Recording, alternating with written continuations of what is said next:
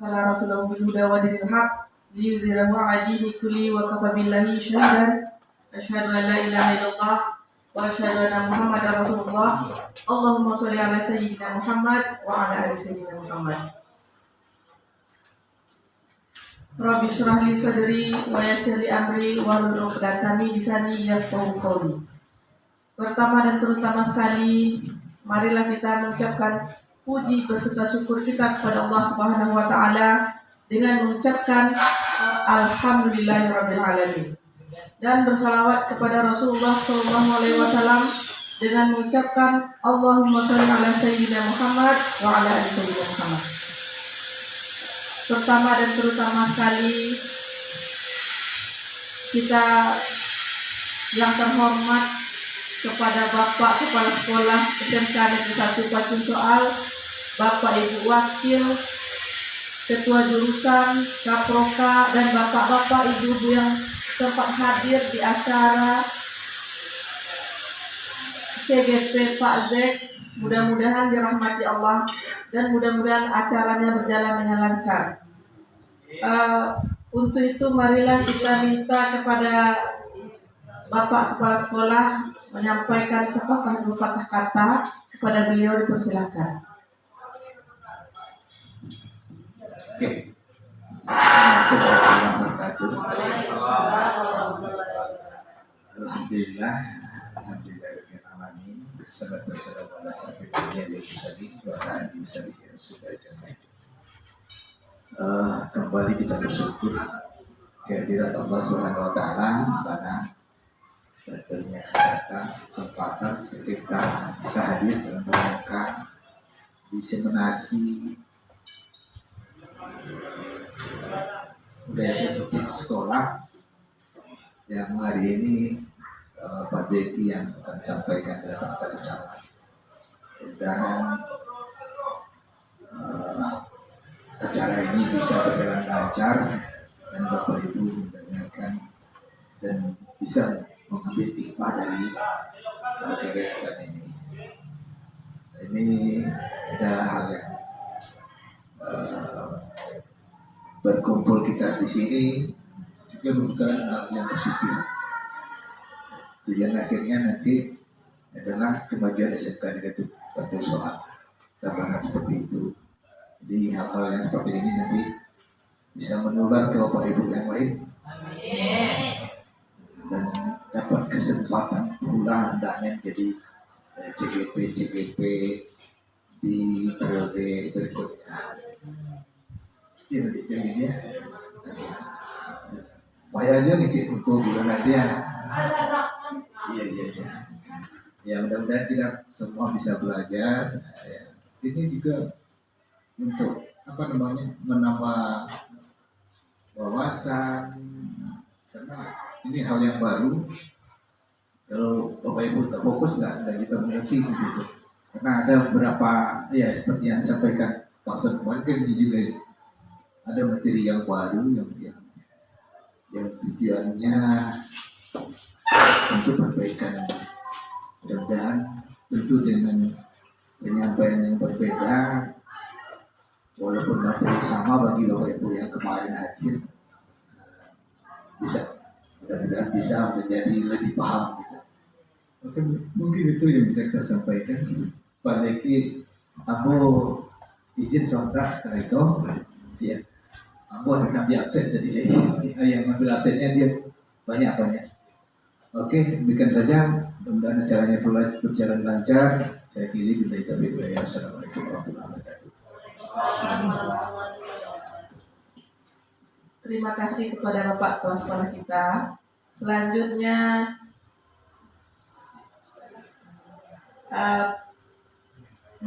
penyampaian materi tentang diseminasi budaya positif di sekolah yang akan disampaikan oleh CGP kita yang terhormat kepada Pak Zeki, dipersilakan.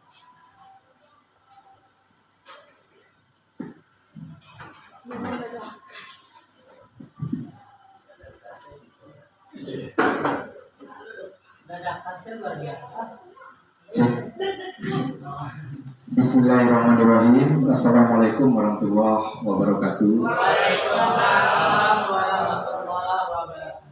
puji syukur kepada Allah Subhanahu wa taala karena saya yakin Bapak Ibu yang hadir di sini mudah-mudahan kita selalu diberi kesehatan. Selawat beserta salam kita sampaikan kepada Nabi Muhammad Sallallahu Alaihi Wasallam. Yang sangat saya hormati Bapak Kepala Sekolah SMK Negeri 1 Pancung Soal, Bapak Eldi, atas kehadiran beliau pembukaan acara diseminasi ini mudah-mudahan menjadi awal yang sangat bagus sekali dalam acara selama saya menjadi pendidikan di dalam program pendidikan guru penggerak ini. Sedikit informasi Bapak Ibu, budaya positif ini sebenarnya modulnya sudah modul keempat ya. Kenapa kok di modul-modul 1, modul 2, modul 3 enggak seperti ini, enggak ada penyampaian ide dan gagasan, tiba-tiba kok di modul 4 harus disampaikan. Nah kalau saya analisis ternyata di modul 4 ini tentang budaya positif ini, kita guru selama ini dianggap paradigmanya salah. Iya, jadi apa kita kan? Wah ternyata salah selama ini. Sebagai contoh, gula lah. Kita mengatakan gula selama ini sumber energi, tapi kalau itu terlalu berlebihan bisa bahaya. Nah, gitu. Nah budaya positif ini juga begitu, Bapak Ibu. Baru teori ya istilahnya, itu teori yang dibuat oleh kementerian itu, digodok oleh orang-orang teoritis itu. Ternyata selama ini guru paradigmanya udah salah gitu.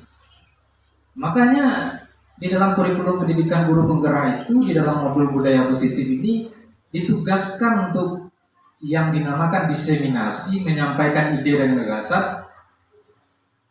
Saya sebagai penegak hukumnya gitu. Di mana letak salahnya ini nanti yang akan kita lihat nanti. Nah, gitu. Jadi begitu. Karena kita paradigmanya salah, makanya saya bertugas menyampaikan di mana letak kesalahannya itu. Nah, tergantung nanti daripada Bapak Ibu nilai sendiri. Apakah ini cocok diterapkan di SMK atau di SMA atau bagaimana, itu kembali lagi pada Bapak Ibu. Tugas saya hanya sebagai menyampaikan teori yang telah saya pelajari selama dalam pendidikan guru penggerak. Saya lanjut Bapak Ibu ya. Yang pertama, saya ingin menyampaikan kepada Bapak Ibu ya, long life learning ya, long life education, belajar sepanjang hayat. Jadi kita guru itu harus memiliki moto itu belajar sepanjang hayat ya, karena dengan belajar sepanjang hayat itu kita bisa menemukan hal-hal yang baru, Bapak Ibu. Walaupun nanti kita sudah tua atau Bapak Ibu yang sudah pensiun, nggak ada kerjaan lagi, menung aja di rumah enggak mungkin. Dengan kita menerapkan moto long life learning, long life education, kita akan menemukan kepuasan dengan hal-hal yang baru. Gitu. Insya Allah moto ini saya terapkan di dalam hidup saya. Saya terus belajar, Bapak Ibu. Belajar hal yang salah dan belajar yang benar. Nah itu. Walaupun itu kita katakan salah, kita harus tetap juga belajar gitu. Nah tujuannya apa? Dari model positif ini agar karakter muridnya itu mengarah ke arah yang lebih baik. Guru itu bisa mengembangkan kompetensinya, kemudian visi dan misi sekolah itu bisa terwujud. Nah, budaya positif ini Bapak Ibu, materinya banyak sekali, tapi saya nggak akan banyak. Ada disiplin dan nilai kebajikan, teori motivasi, restitusi, keyakinan kelas, kebutuhan dasar manusia, dan segitiga restitusi. Nanti, ini. Saya mulai dari hal yang agak ngeri. Kurang nampak ya? Iya, sengaja itu. Bapak Ibu tahu nggak ini foto siapa ya? Tahu ya?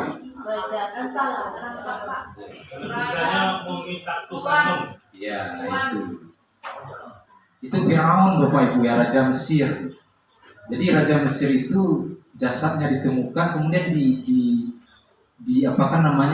jasadnya itu diawetkan gitu dengan dengan cara melakukan mumi. Kenapa sampai ke sana? Larinya kan itu lari jadi. Iya. Nah ini jasadnya Firaun, Bapak Ibu. Ya, memang masih menjadi perdebatan. Ya, masih menjadi perdebatan karena Firaun yang di zaman Nabi Musa itu ada yang mengatakan namanya Raja Tutankhamun, ada juga Marnetah dan lain macam sebagainya.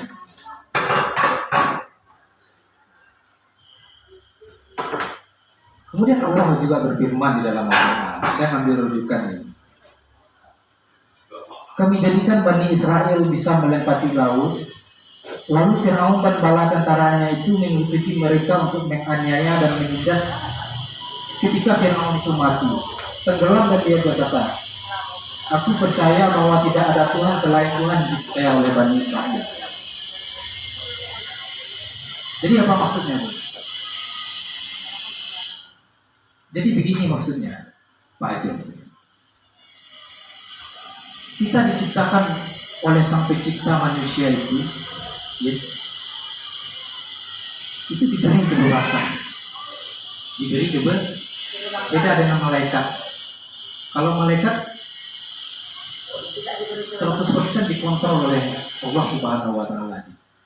Akan tetapi kalau manusia tidak.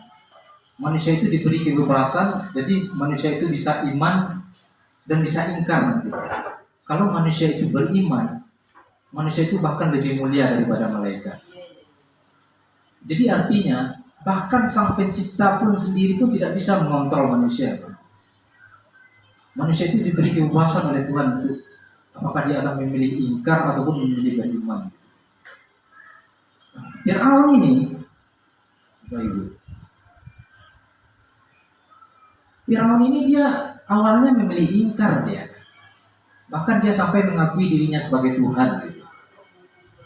Akan tetapi begitu kita manusia itu dilahirkan, keimanan itu disisipkan ke dalam manusia, disisipkan ke dalam hati manusia, sehingga di waktu dia mengalami kematian, keimanan itu datang.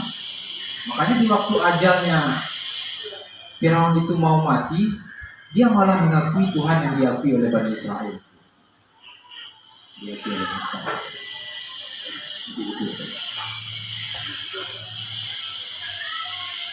Itulah yang kita katakan dengan ilusi mengontrol diri. Sebenarnya kita buri ini, Bapak Ibu, tidak pernah bisa mengontrol diri. Tidak pernah bisa. Kalau murid itu tidak mau dirinya untuk dikontrol, sedangkan Tuhan saja sebagai yang menciptakan kita tidak pernah bisa mengontrol manusia. Apalagi manusia itu mengontrol manusia dan guru mengontrol murid itu. Kalaupun ada kelihatan guru seperti mengontrol manusia, itu murid sedang mengizinkan dirinya untuk dikontrol. Tapi sejatinya kita manusia itu tidak bisa mengontrol manusia satu dengan manusia yang kedua. Itu filosofinya gitu. Jadi makanya di dalam budaya positif ini, Bapak Ibu sekalian ya, itu nggak boleh lagi ada peraturan-peraturan. Kalau itu paradigma salah kata teorinya ada di sini. Kalau sekolah itu didasarkan pada aturan ya, dilarang merokok, ya enggak berarti. Dilarang bertawuran, dilarang memakai sepatu yang berwarna, dilarang itu artinya ada indikasi bahwasanya sekolah atau guru yang membuat aturan itu mau mengontrol siswa gitu. Iya kan? Sementara teori yang dipelajari di kurikulum ini, makanya peraturan itu dirubah menjadi kesepakatan. Itulah paradigma yang salah selama ini katanya ya kan? Kita nggak pernah tahu kebenarannya seperti apa. Jadi Bapak Ibu,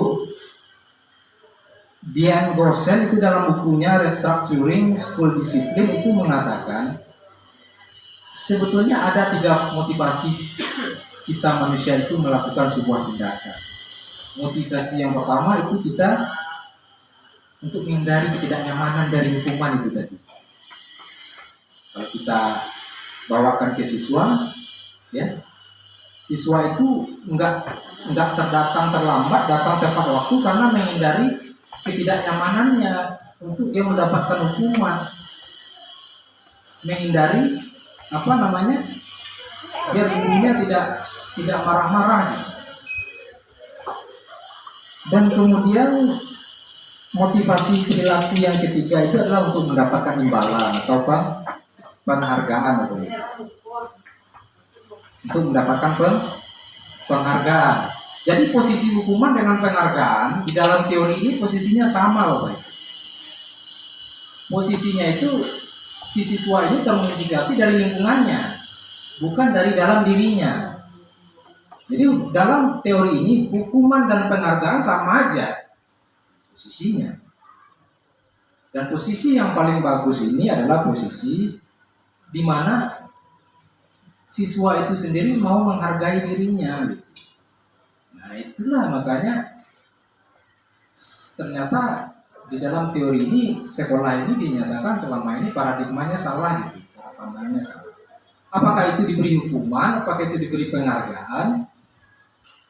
Ternyata salah, karena motivasi itu datang dari luar dirinya, dari luar lingkungannya, menurut si Dian Gosen tadi.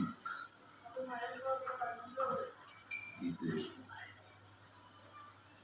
Ini ada siswa satu datang tepat waktu karena dia ingin mendapatkan pujian dari gurunya. Ada lagi siswa datang terlambat karena dia takut, karena dia menghindari ketidaknyamanannya dia, menghindari hukuman itu tadi. Tapi ada lagi siswa yang pengen datang pagi, datang tidak terlambat karena memang menghargai dirinya sendiri. Wah ini kan teori ya kan, ya lagi dari Dian Gosen tadi. Saya lanjut Bapak Ibu ya. Nah makanya penghargaan ini bisa jadi sebuah hukuman dia. Ada yang kita katakan dengan dihukum oleh penghargaan. Penghargaan terus menerus, maka orang tersebut akan kehilangan motivasi dalam dirinya jika penghargaan itu dilakukan secara terus menerus. Gitu. Saya kalau punya anak di rumah, Bapak Ibu, waktu saya pulang sekolah, nggak saya yang dicarinya, beng-beng yang dicarinya kan. Berarti dia mencari beng-beng bukan cari saya kan. Nah itu jadi itu. Kalau terlalu sering memberikan penghargaan, makanya siswa itu akan kehilangan motivasinya. Terus, jika kita mendapatkan penghargaan untuk melakukan sesuatu dan terus berulang, kita pun menjadi tidak menyadari tindakan baik yang kita lakukan. Nah, lanjut ya. Ini riset ya, tadi teorinya begitu. Riset ini kan sudah diteliti ya. Kemudian didapatkan kesimpulan riset. Jadi kita itu Bapak Ibu harus bisa membedakan teori dengan riset hasil penelitian. Kalau teori itu masih dalam bentuk ide dan gagasan si manusia itu tadi. Kalau riset penelitian itu mereka sudah melakukan semacam prosedur-prosedur akademis untuk memecahkan suatu permasalahan sehingga mendapatkan kesimpulan secara akademis juga. Nah riset membuktikan ternyata penghargaan itu mengurangi ketepatan. Bahaya juga kan. Jadi saya membengkel di rumah kalau dibayar itu nanti bisa-bisa mengurangi ketepatannya nanti kan. Nah, nggak akurat jadi harus ikhlas gitu. Iya. Kemudian penghargaan menurunkan kualitas. Itu risetnya Bu. Dari teori yang saya dapatkan. Kemudian penghargaan ternyata mematikan kreativitas. Nanti kita bahas setuju atau tidak setuju terhadap riset ini. Itu hasil risetnya begitu, penghargaan mematikan kreativitas. Nanti dapat kain sarung nggak kreatif dong, kan gitu. Iya. Dan lanjut ya. Kita santai aja Bapak Ibu, kita nanti lebih banyak kayak diskusi saja biar lebih interaktif diseminasi ini teori saja ya. Jadi teori saja. Kemudian penghargaan tadi bisa juga menjadi hukuman. Penghargaan menghukum mereka yang mendapat penghargaan, yang penghargaan menghukum mereka yang tidak mendapat penghargaan. Ternyata penghargaan itu bisa jadi hukuman ternyata ya. Dibolak-balik pola pikiran kita ya kan. Penghargaan itu bisa jadi hukuman jika menghukum mereka yang tidak dapat penghargaan gitu. Bu Lydia dapat kain sarung. Contoh ya. Otomatis kegiatan itu menghukum Bu Des yang nggak dapat kain sarung kan. Nah, jadi penghargaan bisa menjadi hukuman ya. Nah itu. Menghukum orang yang tidak mendapat penghargaan tadi. Ini juara 1 dapat buku nih setebal, dapat 2 kan. Yang dihukumnya siapa? Secara tidak langsung siswa yang rankingnya paling terakhir. Jadi penghargaan itu bisa menjadi sebuah hukuman ya ternyata. Itu yang dikatakan di dalam teori ini bahwasanya penghukuman dan penghargaan itu setara saja, jadi sama itu. Dikasih hukuman, kasih penghargaan nggak bagus katanya. Itu yang harus dihilangkan ya. Nanti kita bahas. Saya rasa mungkin dalam hati Bapak Ibu udah kalau nggak ada penghargaan macam dong katanya kan. Mungkin kita mengajar gini. Iya. Kemudian apa lagi? Memberikan penghargaan dan hukuman adalah hal yang sama. Karena keduanya mencoba mengendalikan perilaku murid. Tapi dari awal kita tadi dari Firaun tadi kan Tuhan menciptakan manusia. Tadi bahkan Tuhan sendiri pun tidak bisa mengendalikan manusia. Manusia diberi kebebasan untuk melakukan apapun. Bisa memilih beriman dan bisa memilih ingkar. Kalau kita beriman, bedanya dengan malaikat kan nggak diberi kebebasan. Diperintahkan itu sampaikan wahyu, cabut nyawanya Mel misalnya, cabut selesai. Oh nggak mau saya kan nggak mungkin malaikat bilang begitu. Melia, begitu.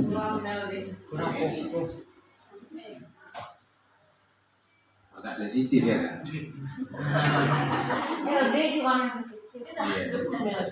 Jadi begitu Bapak Ibu. Ini mana tadi ya? Itu tadi kita mencoba mengendalikan perilaku murid kita guru ini. Sementara Tuhan saja nggak bisa gitu. Itu gimana caranya? Dengan melakukan penghargaan dan penghukuman. Iya kan? Tambah lama tambah bingung. Karena pada dasarnya orang tidak suka dikendalikan. Dalam jangka waktu yang lama penghargaan akan terlihat seperti itu. Jadi sama halnya Bapak Ibu, saya belajar listrik ya. Listrik itu cenderung mengalir ke hambatan yang lebih kecil. Misalnya sini email hambatannya 5 ohm ya. Si Risa hambatannya 1 ohm. Jadi listrik itu cenderung mengalir ke Risa yang. Kenapa begitu? Karena fitrahnya begitu, sifatnya memang begitu. Nggak bisa diperdebatkan lagi. Sama sepertinya kita ini manusia. Di sebelah kanan saya ini ada pemandangan yang sangat indah, ada sawah, ada air terjun, ini pemandangan tumpukan sampah. Ini kita maunya memandang ke arah mana? Itu yang indah, sifatnya begitu. Jadi ada sifat-sifat yang diselipkan oleh Tuhan Sang Pencipta itu tadi, bahwasanya kita itu nggak suka dikendalikan, ya nggak? Siapa sih yang suka dikendalikan itu? Sifatnya sih begitu. Makanya kita kan rata-rata bandel jadinya ya. Suka dikendalikan. Nah, kita lanjut Bapak Ibu ya. Teori saja kita bahas. Nah, ternyata ada seorang Kon namanya ya. Kon. Dia mengatakan bahwasanya tindakan belajar itu sendiri adalah penghargaan yang sesungguhnya.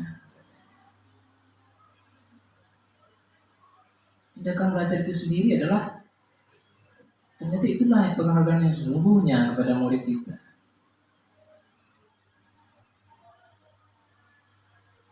ya kan? Itulah kadang jadi ribet kita jadi guru sampai dalam pendidikan mundur gimana lah ya kan? Kita disuruh menyampaikan paradigma ini salah semua. Jadi ternyata penghargaan itu sendiri itu adalah pembelajaran, restitusi. Nah ini jadi restitusi ini Bapak Ibu adalah proses menciptakan kondisi murid untuk memperbaiki kesalahan mereka sehingga mereka bisa kembali kepada kelompok mereka. Restitusi. Jadi murid itu di waktu dia melakukan kesalahan, kita nggak boleh menghukumnya. Teorinya di dalam ini begitu, kita harus menerapkan restitusi. Apa itu restitusi? Contohnya begini. Nah, gimana cara saya mencontohkan? Oh gitu? Bagaimana caranya menasihati? Gini. Ya itu contohnya perangsang gitu ya kan. Pemantik ada juga perangsang ya. Jadi begini Bu Lydia. Saya ingin menganalogikan dengan ilmu hukum ya. Hukum. Kalau orang awam hukum itu tujuannya memberikan efek jerah orang awam. Tapi kalau orang di fakultas hukum enggak, Ibu. Orang di fakultas hukum itu mensejahterakan. Kita pergi ke fakultas hukum itu mensejahterakan. Misalkan sebagai contoh, ada satu orang, misalkan Ibu Depi melakukan tindak pidana kejahatan, misalkan maling HP-nya Pak Rio, maling ya kan? Begitu dibawa ke ranah hukum, ke penegak hukum memiliki dua pilihan Bapak. Mau melanjutkan kasus ini kah atau mau merestorasi? Merestorasi itu, jadi di dalam hukum itu ada dua istilah ini, ada namanya retributive justice, ada namanya restoratif justice. Kalau restoratif justice itu Bapak Ibu, penegak hukum merestor kembali, memperbaiki hubungan kembali yang buruk antara si pelaku dengan korban, mendamaikan bahasa kita ini. Karena Ibu Depi maling HP-nya Pak Rio, itu penegak hukum akan melakukan prosedur yang pertama, yaitu melakukan restoratif justice. Bagaimana bisa didamaikan? Enggak. Bagaimana cara Pak Rio nanti memperbaiki kesalahan yang dilakukan oleh Bu Depi ini tadi. Jika Pak Rio memaafkan, tidak terjadi apa-apa, ya kasus terhenti sampai di sana. Itu namanya restoratif justice. Tapi kalau gini ada kasus lain misalnya, Ibu Depi ini mantan narapidana, dia pernah maling, pernah disidang juga, masuk penjara, maling lagi ya Pak Rio seperti kasus tadi. Kasus seperti itu nggak bisa direstor Bapak Ibu, karena Ibu Depi ini residivis. Jadi dua kasus berbeda kan. Nah itulah yang kita katakan restitusi ini Bu Lydia. Restitusi ini ada beberapa tindakan pelanggaran murid yang bisa direstitusi, ada juga yang tidak bisa direstitusi. Memegang alat kelamin lawan jenis lah misalnya, ya kan? Oh itu udah bahaya, nggak bisa. Gimana nak kamu cara memperbaiki kesalahan kamu? Nah Bapak ngerti, kamu kan nggak mungkin ya, kan? Jadi itu saya bantah loh Bapak. Saya bantah. Bahwa karena hukum itu sudah tidak pidana kan? Itu saya bantah. Kurikulum yang seperti ini dibantah. Jadi ada, kalau di SMK itu kan dah pembelajaran orang dewasa. Kalau orang dewasa itu di waktu melakukan kesalahannya mereka bisa mengarah ke pidana, bisa tidak. Kalau siswa kita SMK mengarah ke pidana, ya tentu jalur hukum, nggak bisa melakukan restitusi ini lagi. Kalau sudah restitusi, Bapak paham, nah kamu butuh, kita nggak mungkin. Besok diulang lagi, gitu juga gitu. Banyak serius lah. Iya. Kalau seandainya ada permasalahan yang asusila juga gitu. Iya. Bagaimana para CGP ini menyikapinya? Oh gitu, iya kalau saya pribadi sih itu Bu Betty, kalau tindak kesalahannya itu tidak bisa direstore lagi, direstore ya, maksudnya itu dikembalikan hubungan yang baik antara si pelaku dan si korban ini, kita bawa karena hukum, kita kan negara hukum. Tawuran misalnya, Bapak ngerti, nggak mungkin kan? Iya kamu anak muda, pengen megang parang apa samurai, Bapaknya ngerti ternyata katanya kan? Iya. Institusi ini tidak balasnya untuk siswa mana ya? Seperti apa Pembelajaran pelanggarannya? untuk anak, bukan andragogi dewasa. Makanya Berarti anak kita yang SMK ini bisa diterapkan institusi.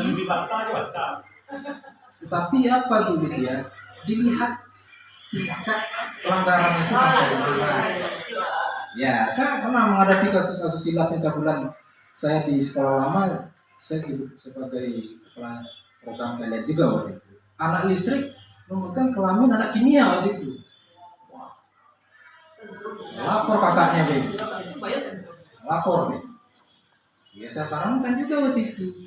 Kalau ibu nggak terima, ibu bisa lapor. Nggak bisa kalau hal seperti itu Tidak bisa ya direstitusi. anak memperbaiki kesalahan sendiri dengan Nggak bisa kalau kasusnya seperti itu, boleh dia nggak bisa lagi lah. berarti ya ini kasus-kasus ringan lah ya. Iya kasusnya. Terlambat. Untuk anak TK masih bisa lah, anak TK kan. Karena dia belum tahu konsepnya. Iya. Gitu. Satu kelamin di kamar. Nggak Dia belum mungkin tahu mereka. konsep itu ya. Iya iya. Dan terlanjut kemudian Iya. keyakinan kelas. Ini kita masuk ke keyakinan kelas. Jadi teori ini bertujuan agar diharapkan guru itu membuat keyakinan. Jadi gini, misalkan saya sebagai guru, Bapak Ibu, saya sebagai guru masuk ke kelas distrik di awal semester lah ya. Pertama, praktek harus pakai baju praktek, gitu kan. Kedua, nggak boleh datang terlambat, itu kan peraturan-peraturan. Nah, diseminasi ini menganjurkan Bapak Ibu tidak membuat peraturan-peraturan yang seperti itu, karena peraturan berusaha menghadirkan siswa, ada indikasi. Tetapi kalau keyakinan atau kesepakatan kelas, aduh nak, kita sepakati kelas kita itu maunya gimana? Tidak boleh datang terlambat. Kalau di dalam keyakinan kelas teori ini nggak boleh ada kalimat negatif. Tidak boleh datang terlambat, itu kan kalimatnya negatif. Dijadikan ke positif. Datang tepat waktu. Ya begitu. Pokoknya diharapkan guru membuat keyakinan kelas. Jadi paradigma yang dibikin salah sama kurikulum ini selama ini, guru cenderung di dalam kelasnya membuat peraturan. Tetapi peraturan itu ada indikasi mau mengendalikan siswa, nggak boleh. Karena siswa nggak suka dikendalikan, kan itu prinsipnya tadi. Makanya diharapkan kita berubah, membuat keyakinan kelas. Keyakinan kelas itu kesepakatan kelas yang ditetapkan oleh guru dengan siswanya. Kemudian kesepakatan itu di print out atau di digital printing, ditempel di situ. Kira-kira begitu maksudnya. Kalau budaya membacanya kurang, Ya kalau kurang memiliki kesadaran diri. ya nanti kita bahas. Tapi kontradiksinya begini Bapak.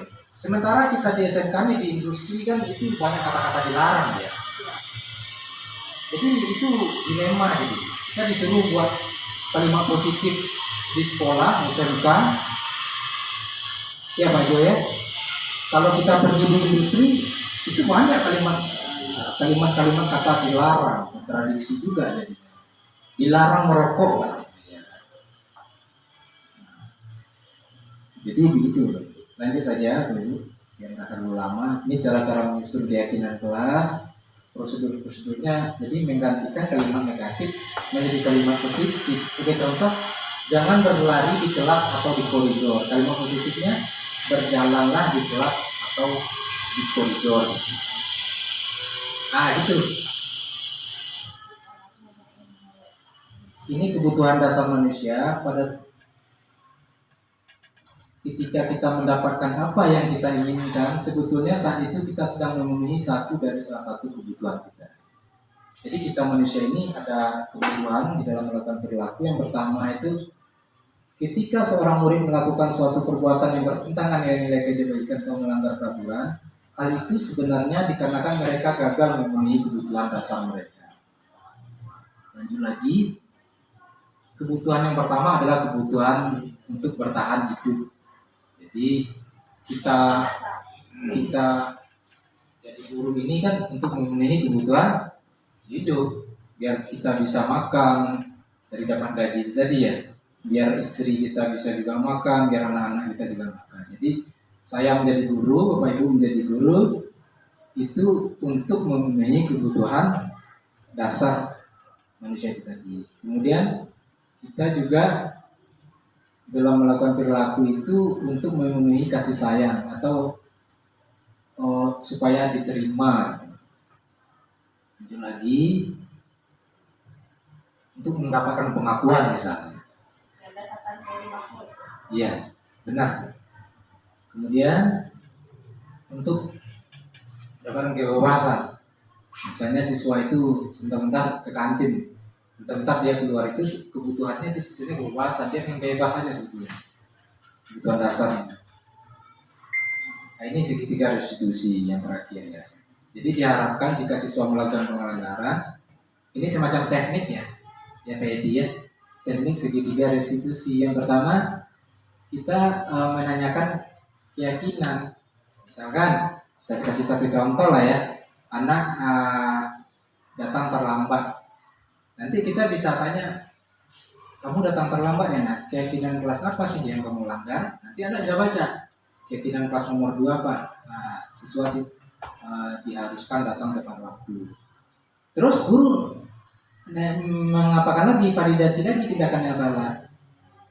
Stabilkan identitas dulu ya, stabilkan, Bapak paham. Nah, gitu dia. Nggak ditanya apa alasannya itu.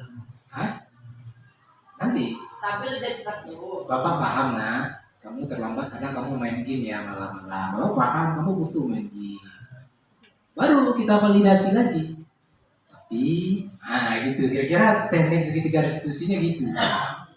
Kira-kira geli nggak dilakukan di SMK ya kan? Geli. Nggak itu bang. Iya. Iya, tekniknya gitu Bapak Ibu. Jadi Bapak Ibu selama ini kan dikatakan salah sama teori ini. Saya menyampaikan aja Bu. Iya.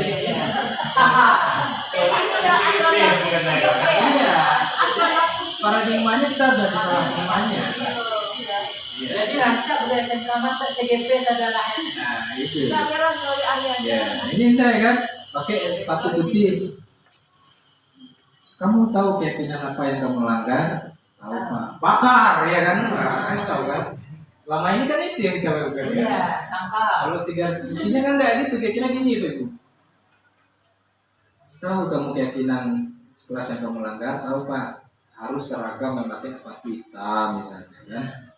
Kemudian setelah kita menanyakan keyakinan yang kita stabilkan, Bapak paham, kamu kadang pengen bergaya, pengen menarik perhatian cewek apa segala macam, tapi kan itunya itu tadi, Alasannya. kamu telah sombong nah, nggak boleh kamu naiki sepatunya apa segala macam Kan kan? bahasa negatif. Iya. Hah? Sombong Iya. itu bahasa negatif. Ya kadang terucap juga kan? Oh, Iya kan? Misalnya kan? Kenapa nggak dibawa diskusinya? Iya. Tanya ke Ali.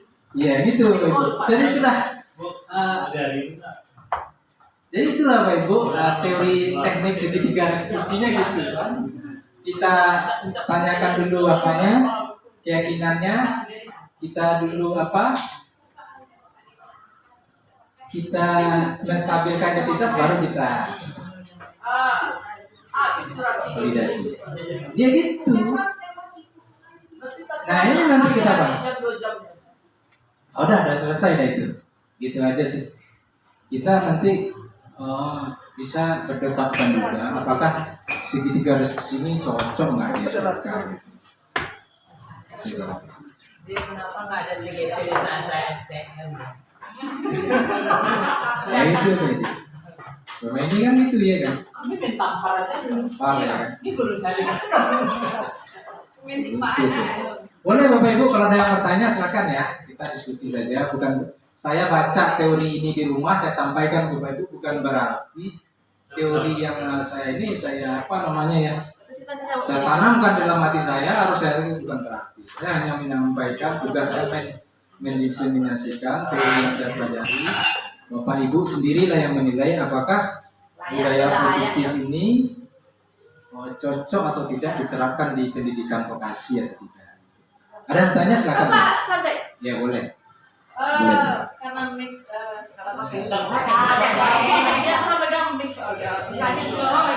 Assalamualaikum warahmatullahi wabarakatuh. Terima kasih atas waktunya Pak Zek. Pertama dan terutama sekali tadi saya lihat Pak Zek memperlihatkan gambar Fir'aun kami gitu. Dan membahas tentang dalil ayatnya karena saya orang lihat dalil. Saya tidak setuju dengan perkataan Pak Zek tadi bahwa Allah saja tidak bisa mengendalikan manusia. Beda dengan malaikat yang 100% dikendalikan oleh Allah. Gini Pak Zek, perbedaan antara kita dengan malaikat dengan setan atau binatang, karena kita harus melihat dari keseluruhan.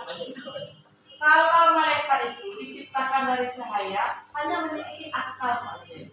Sedangkan kita lengkap akal dan nafsu. Hewan hanya memiliki nafsu. Kenapa saya tidak setuju dengan perkataan Pak Zek, Tuhan saja tidak bisa mengendalikan kita? Gini Pak Zek, nggak ada yang tidak bisa dikendalikan oleh Allah di dunia ini Pak Zek. Kenapa banyak orang yang ingkar dan beriman? Itu karena ada bisikan-bisikan yang membisik mereka untuk melakukan durhaka kepada Tuhannya. Karena pada dasarnya dulu Nabi Adam itu dilempar dari surga ke dunia kan karena bisikan-bisikan dan hasil rayuan dan segala macam. Jadi di ujung-ujung ayat kita sering mendengarkan apalah takilun, kenapa kamu tidak berpikir?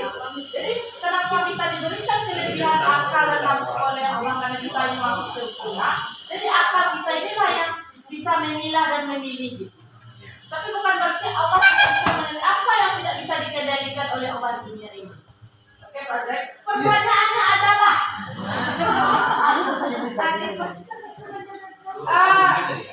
tadi kata pengantar gini Pak Zek, restitusi tadi ya, hukuman dan penghargaan kan selama ini kita terapkan di SMK ini hukuman dan penghargaan. Saya kurang setuju di restitusi ini. Kenapa? Karena anak kita ini bukan anak SMP, SD, TK lagi Pak Zek. Kalau restitusi ini kita terapkan di SMK bukan berarti tidak mungkin dan bukan berarti tidak bisa. Benar kata Pak Zek tadi ada beberapa kasus yang bisa diterapkan, ada beberapa kasus yang tidak bisa diterapkan. Contohnya tadi segitiga apa namanya itu? Segitiga restitusi. Kalau itu kita terapkan kepada anak kita, sebenarnya bisa. Tapi apakah tidak memakan durasi waktu yang lama kita? Karena terkadang anak kita ini terlambat. Dalam satu lokal itu Pak Zek ada 10 orang terlambat. Jadi makan waktu, habis waktu kita karena merestitusi segitiga dia gitu. Yang pertama, maksudnya itu pertanyaan yang pertama. Pertanyaan yang kedua, saya tadi menyentil perkataan Pak Rahmat Hidayat. Kalau memang seperti itu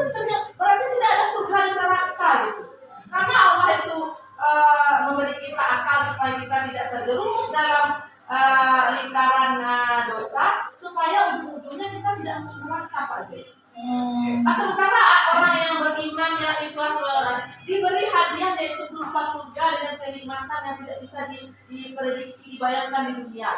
Thank you for your attention. Terima kasih Bu Lydia. Saya suka yang begitu ya. Memang kita itu jangan Menerima aja. menerima teori mentah-mentah yang diberikan. Nah, kita harus pandai memfilter. Saya orangnya curigaan, karena pola pekerjaan saya memang curiga. Begitu ada kulkas rusak, curiga saya di mana rusaknya. Iya. Jadi dia memang saya curigaan orangnya. Begitu ya. Kami curigaan juga. Curiga. Jadi begitu ada misalkan Ibu Risa nih ngomong ke saya tertarik dengan Pak. Saya curiga dulu, nggak langsung percaya. Gitu. Jadi kita tuh harus menerapkan asas namanya kecurigaan dulu. Kalau saya sih begitu. Ya begitu juga. Saya masuk terus terang masuk pendidikan program ini, pendidikan guru penggerak. Saya curiga saya. Kenapa kok setiap saya baca modul anak terus murid nggak ada sih. Kemudian instrukturnya saya tengok, wah yang dari SD ya kan, yang dari SMP nggak ada yang dari saya. Kemudian di di grup saya sendiri juga yang dia SMK. Jadi curiga gitu. Jadi maksudnya kalau saya pribadi Bapak Ibu, saya itu juga belajar dari hal yang salah dan juga dari hal yang benar. Nanti kita bisa filter, kita bisa menarik kesimpulan. Bu Lydia benar.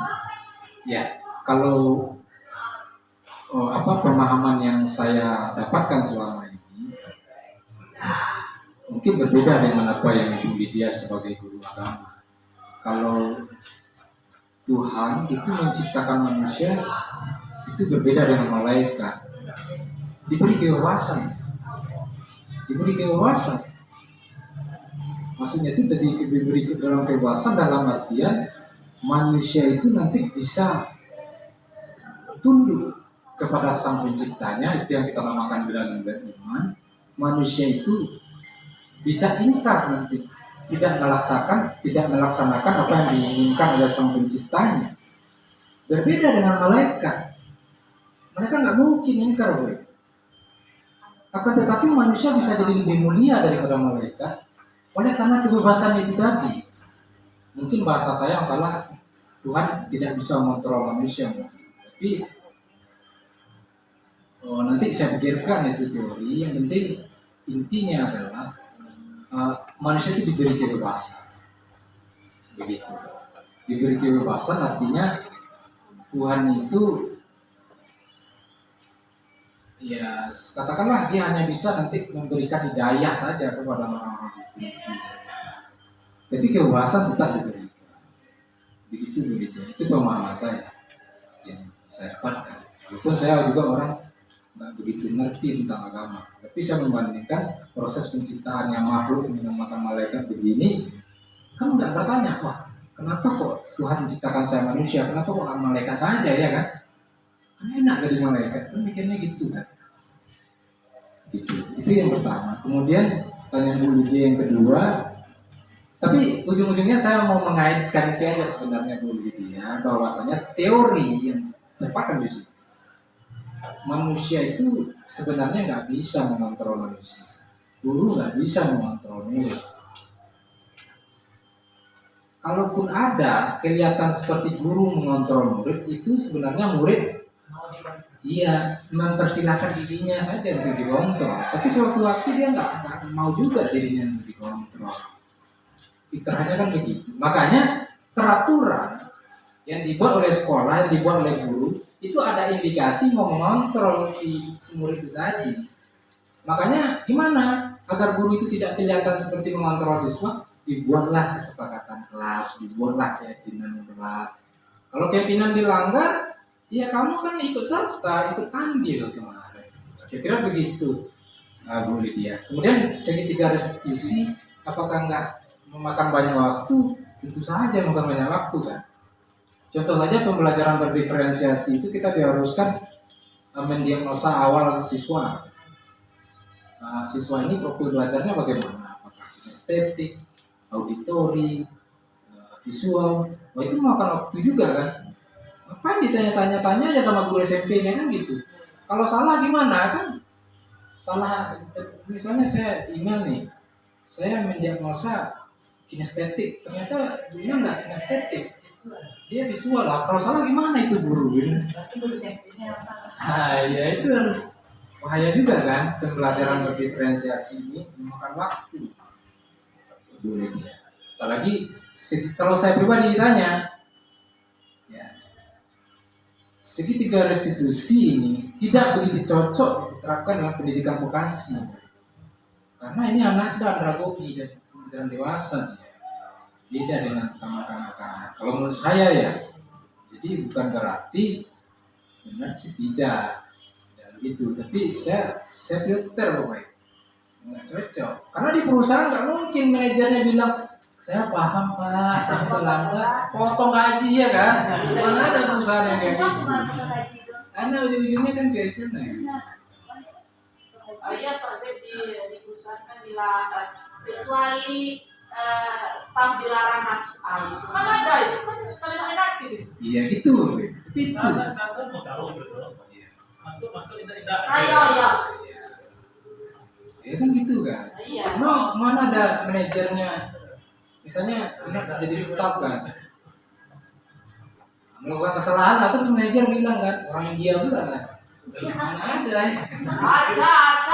Langsung tunggu saya di ruangan katanya kan, di pizza gitu. Berarti bertolak belakang ya jadinya. Kalau kita bandingkan dengan pendidikan vokasi, segitiga restitusi ini, kalau bahasa saya tidak begitu cocok.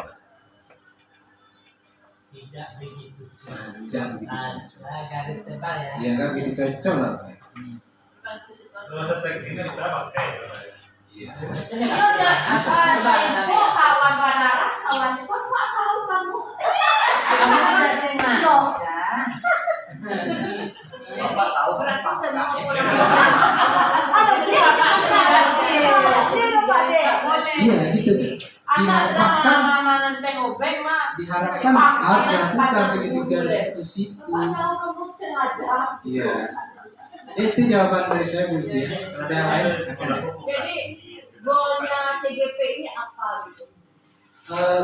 Guru penggerak ini sebenarnya kalau saya perhatikan ya Bu Titi, karena kita mikir kan SMA ini sekolah penggerak, SMK pusat keunggulan, SMA sekolah penggerak bertujuan untuk menggerakkan sekolah-sekolah lain, SMA lain menggerakkan. SMK pusat keunggulan bertujuan mendiseminasi atau mengimbaskan kurikulum mereka karena mereka udah ada kelas industri ke SMK. Iya. Guru penggerak juga begitu. Guru penggerak itu dia menggerakkan guru-guru lain, kira-kira begitulah fungsinya ya kan.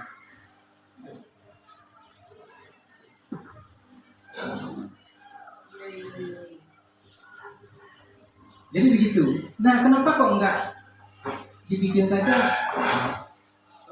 kok guru SMK kok guru penggerak gitu. Karena kan mereka berbasisnya pusat-pusat keunggulan gitu.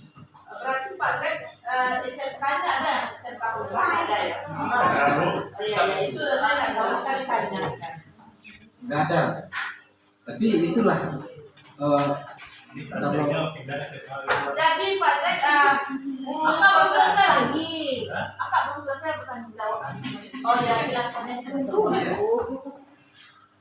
apa tadi ya? Goalnya.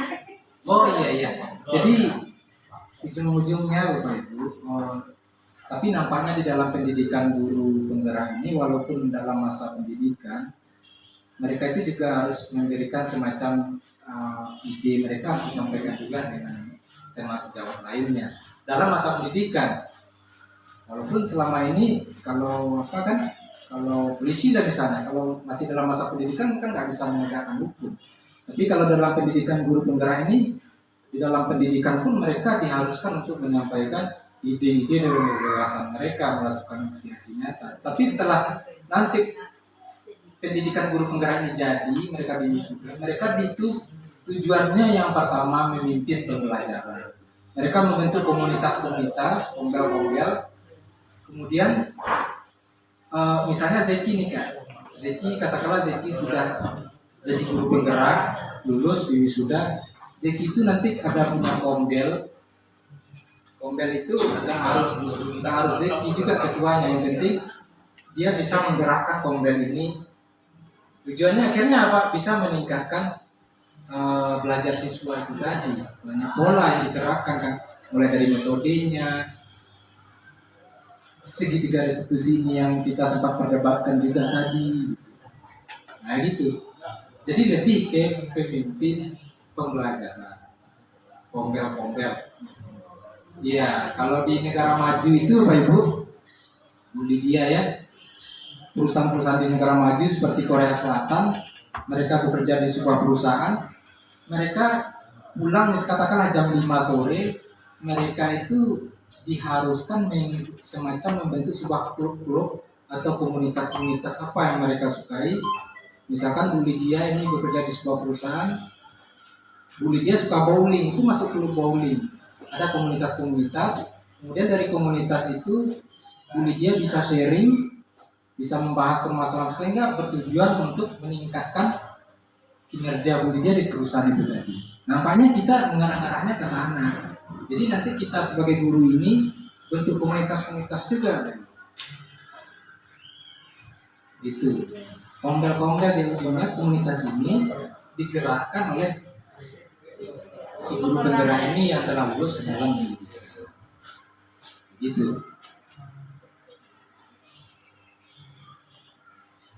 Ya, Bu Pepi tujuannya kan itu, lebih ke kepemimpinan pembelajaran. Tapi kebanyakan orang kan pandangannya udah lain kan, lebih mau jadi ini kepala sekolah, pengawas. Itu kan efek dari regulasi yang sudah dibuat oleh kementerian. Tetapi tujuan utamanya lebih ke kepemimpinan pembelajaran untuk menggerakkan komunitas belajar. Kalau SMA penggerak, dia menggerakkan SMA yang enggak penggerak. Kalau guru penggerak, dia membentuk kombel untuk menggerakkan guru-guru itu tadi. Jadi kepemimpinan pembelajaran sih kayaknya, ya kan? Nanti guru penggerak yang ada di SMK hanya berbeda untuk menggerakkan teman-teman yang guru yang lain. Iya, nanti membuat kombel komunitas belajar, menggerakkan arah-arahnya yang ke kurikulum mereka ini tadi. Gitu. Iya. Oke, satu orang lagi biar enggak. Abang aja lah bang. Sagan lah. Oke, terima kasih kesempatannya Mbak Titi. Kalau terakhir berarti pertanyaan pemungkas lah ya.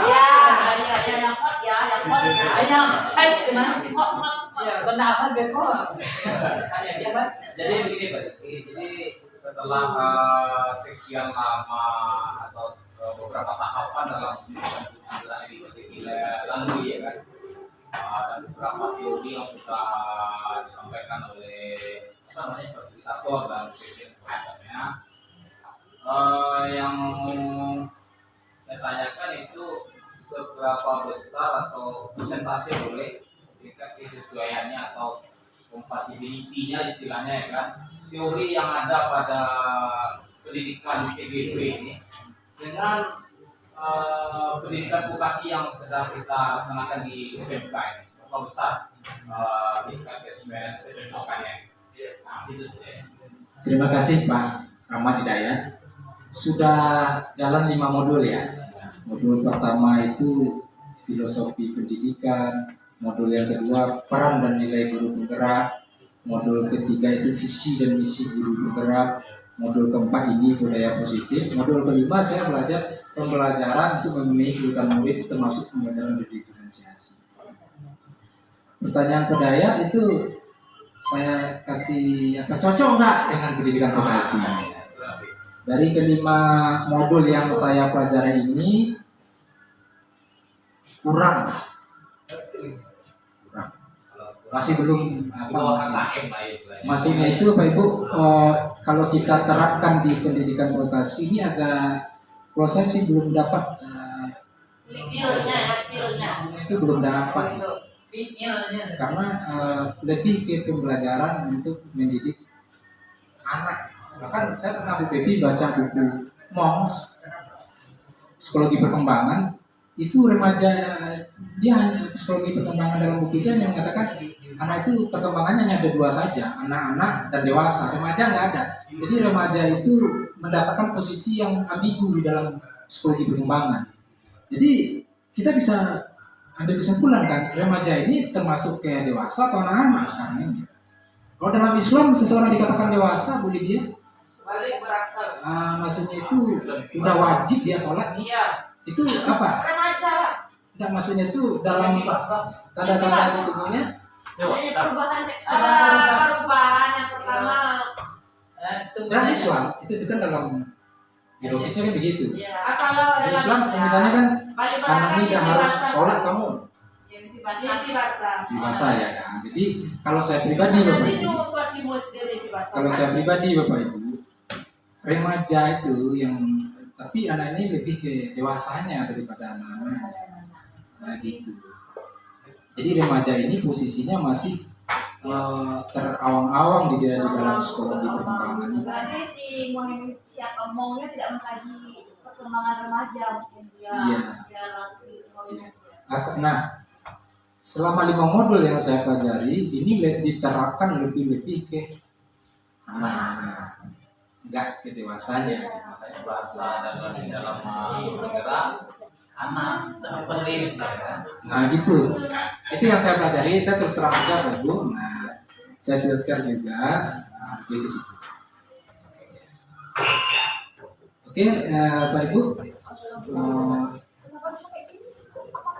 Satu lagi boleh lah ya Pak Jo. Pastikan Pak Jo nanti enggak terekam buahnya kan? Ulang lagi. Mana ya? Satu lagi pertanyaannya. Ya. Ini kan pertanyaan dari kalau motivasi kepada kami supaya kami terbentuk pintu hati dan kalbunya untuk menjadi guru penggerak. Jadi guru penggerak ya. Yang pertama itu tadi long life learning ya, long life education. Belajar sepanjang hayat ya, walaupun kita sudah katakanlah kita sudah nggak kerja lagi, udah pensiun, kita harus juga terus belajar. Saya gitu. Kalau saya pribadi itu, saya semuanya saya pelajari. Ya, itu bidan pun ada di rumah saya, kalau nggak percaya. Iya, bidan. Saya curi dari punya kakak saya bidan. Nggak hanya itu boleh dia. Alkitab saya punya. Ya, saya tahu. Karena Pak Dedi punya masih saya minjam, saya mau. Jadi maksudnya itu Bapak Ibu, apakah itu salah atau benar kita harus pelajari. Jadi artinya pendidikan guru penggerak ini merupakan programnya Pak Nadiem yang katakanlah ini kalau udahnya sih udah balistiknya ya, bagus kan. Ya Bapak Ibu harus coba. Saya nggak dicoba. Maksudnya ini si Aisyah aja button scrub kan jilbabnya kalau nggak pernah nyoba dalam seumur hidup kan sayang juga rasanya. Gimana sih rasanya memakai jilbab button scrub ya kan? Satu aja jadilah kan gitu. Ya katanya sih jilbabnya bagus, ukirannya pakai cutting, CNC, dan macam sebagainya ya motongnya. Nah katanya kementerian ini mengatakan pendidikan guru penggerak ini bagus, andalan lah, andalan. Ya tidak ada salahnya Bapak Ibu coba aja karena hanya 6 bulan efektifnya. Tapi yang terpenting Pak Ibu memang harus punya laptop nampaknya. Ya, kalau nggak punya laptop nggak bisa gerak. Maaf, ya saya rasakan Bapak Ibu ya. Harus punya laptop, nggak mungkin pakai HP karena kita tugasnya di LMS nanti meetingnya di laptop. Apalagi virtual meetingnya itu juga di laptop.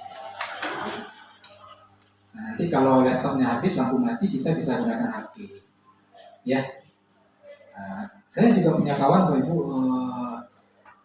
anaknya umurnya 3 hari. Tapi bisa dibantu juga sama kawan-kawan yang lain. Itu dari saya.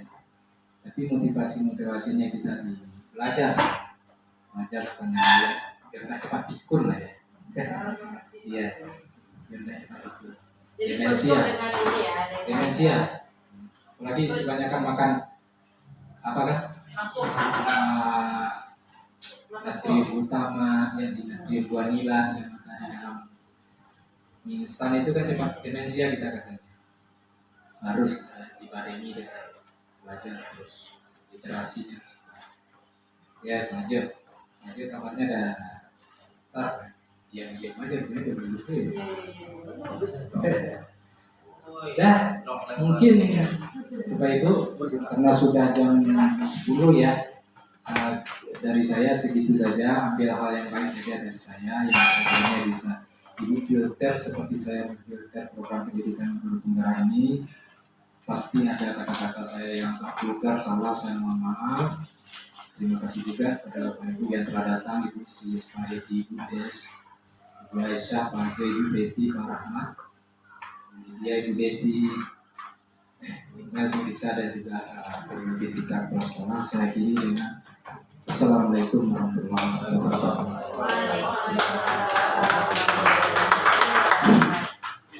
Terima kasih kepada narasumber kita Pak Zeki yang telah memaparkan apa itu diseminasi budaya positif sekolah sampai ke segitiga restitusi. Mudah-mudahan apa yang beliau sampaikan bermanfaat bagi kita, sekalipun tadi ada keraguan di Pak Zeki belum cocok digunakan untuk sekolah vokasi untuk pencegahan.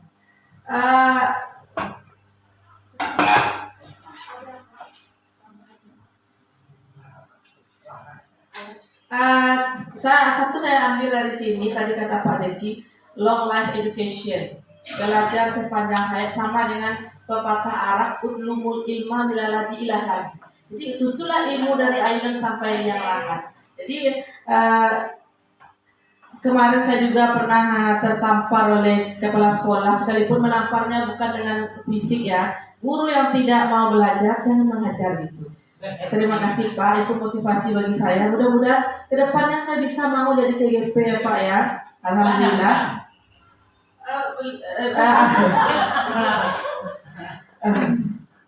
Baiklah, saya sebagai moderator kalau ada salah dan kata-kata saya yang vulgar saya mohon maaf. Saya tutupi dengan wabillahi taufiq wal hidayah. Assalamualaikum warahmatullahi wabarakatuh.